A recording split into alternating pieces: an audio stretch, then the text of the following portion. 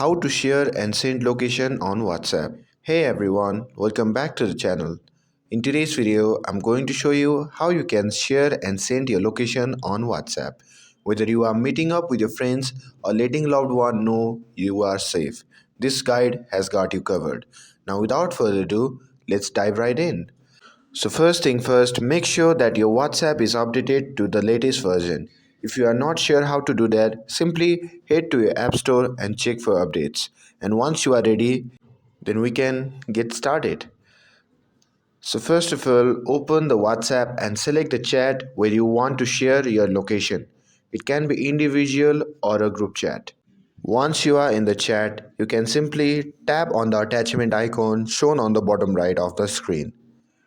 And once you have tapped in, the menu full of options will pop up. From that option, simply select the location and you will be taken to the map screen. If this is your first time using this feature, WhatsApp might ask for the location permission. Make sure to allow it. Once you have allowed it, you will see the main two options. Number one, share your current location. This sends a one time pin of where you are right now.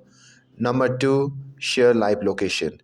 This lets other track your movement in real time for a duration you choose, like 15 minutes, 1 hour, or 8 hours.